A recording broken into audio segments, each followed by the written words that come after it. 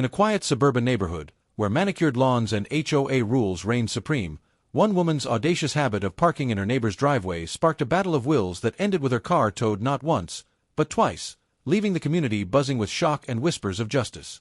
Malik Thompson had lived in the Oak Ridge estates for 3 years. A single father and software engineer, he'd chosen the neighborhood for its peaceful streets and good schools for his daughter, Aaliyah. The community was tight-knit, or so it seemed, with its pristine sidewalks, matching mailboxes, and an HOA that enforced rules with an iron fist. Malik kept to himself, worked long hours, and made sure his lawn was mowed and his garbage cans were tucked away on time. He wasn't looking for trouble, but trouble found him in the form of Karen Mitchell. Karen lived 2 houses down, a middle-aged divorcee who seemed to have made it her mission to know everyone's business. She was the unofficial enforcer of the HOA's regulations, always quick to send emails about overgrown hedges or improperly parked cars. Her own driveway, however, was perpetually occupied by her oversized SUV, a boat of a vehicle that barely fit. So, when she started parking her car in Malik's driveway without so much as a word, it didn't take long for tensions to rise. It started innocently enough. One evening, Malik came home from a late shift to find Karen's silver SUV parked across his driveway, blocking access to his garage. Aaliyah, then 8 years old, was in the back seat, rubbing her eyes after a long day at school and soccer practice. Malik frowned, assuming it was a one-time mistake. He parked on the street, carried Aaliyah inside, and left a polite note on Karen's windshield, "Please don't park in my driveway." "Thanks, Malik." He figured that would be the end of it. The next morning, the SUV was gone, and Malik thought the matter was settled. But 2 days later, it was back, parked at an angle that made it impossible for Malik to pull into his own driveway. This time, he knocked on Karen's door. She answered, her face a mask of forced politeness, her blonde bob perfectly styled. "Oh, Malik, is there a problem?" she asked, her tone dripping with condescension. "Yeah, your car's in my driveway," Malik said, keeping his voice calm. "I need to park there, and I'd appreciate it if you didn't use it." Karen's smile didn't waver, but her eyes narrowed. "It's just for a few hours. I had guests over, and my driveway was full. You don't mind, do you? It's not like you're using it all the time." Malik blinked, caught off guard by her dismissal. "Actually, I do mind. It's my property, and I need access to it. Please move your car." She waved a hand dismissively. "Fine, fine. I'll move it. No need to make a big deal out of it." She shut the door before Malik could respond. That evening, the SUV was gone, but Malik's unease lingered. He'd dealt with microaggressions before, subtle slights, assumptions about his place in the neighborhood, but something about Karen's attitude felt different. It was as if she assumed she had a right to his space, his property, because she decided it wasn't a big deal. For a few weeks, things were quiet.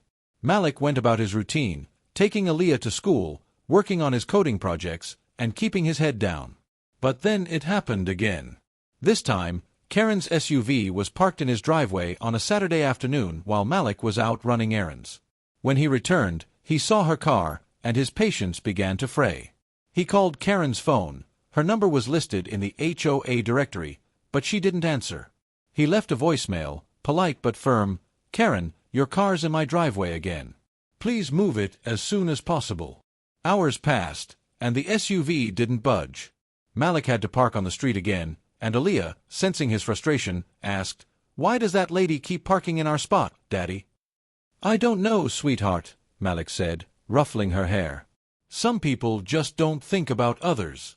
That night, Malik emailed the HOA board, explaining the situation and asking for guidance. The response came from Karen herself. She was, unsurprisingly, the HOA president. Her email was curt. "The HOA does not mediate private parking disputes. Please resolve this directly with your neighbor." Malik stared at the screen, his jaw tight. She was dodging accountability while sitting in the driver's seat of the very organization that could enforce rules. The pattern continued. Karen's SUV appeared in Malik's driveway at least once a week, sometimes for hours, sometimes overnight.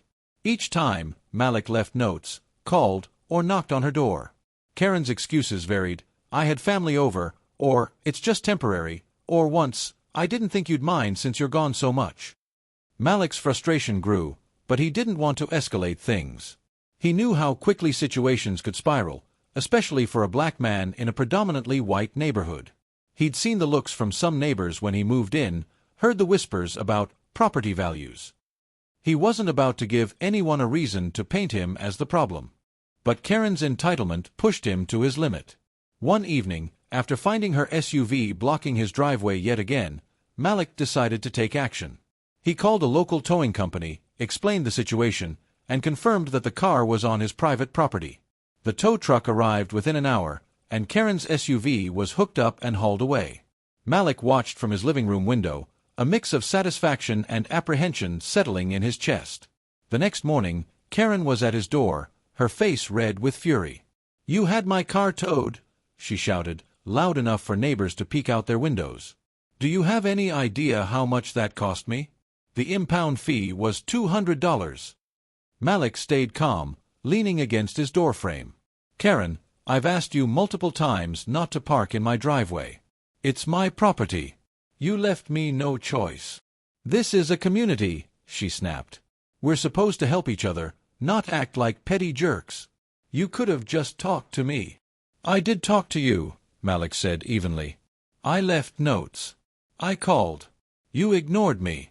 If you park in my driveway again, I'll have to call the tow company again." Karen's eyes widened, but she didn't respond.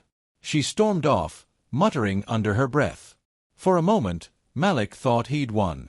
The neighborhood was quiet for a week, and he dared to hope Karen had learned her lesson. He was wrong. 2 weeks later, Malik came home to find Karen's SUV back in his driveway, parked diagonally as if to make a point. Aaliyah, sitting in the passenger seat, groaned. "She's doing it again, Daddy. Why doesn't she stop?" Malik clenched the steering wheel, his patience gone.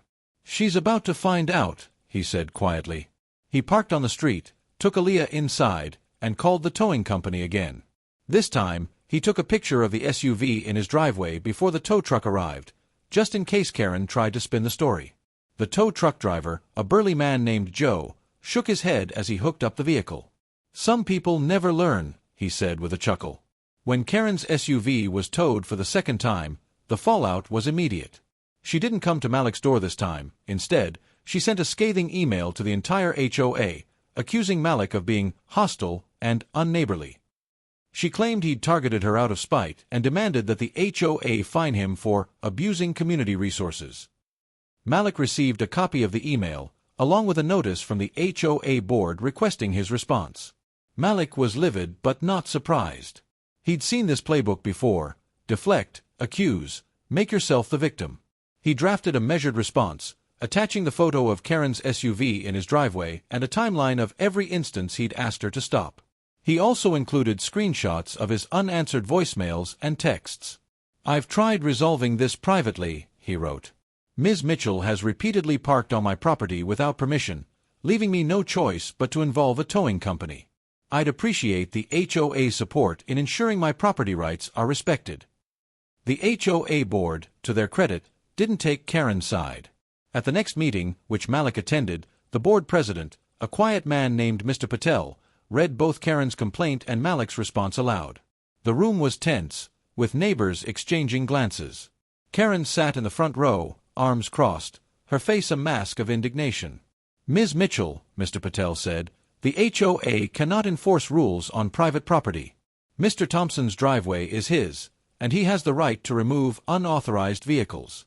We suggest you resolve this directly with him to avoid further issues." Karen's face turned crimson, but she didn't argue. The meeting moved on to other topics, but the message was clear: Malik was in the right. Afterward, a few neighbors approached him, offering support. One, an older woman named Mrs. Carter, whispered, "Good for you. She's been a bully for years."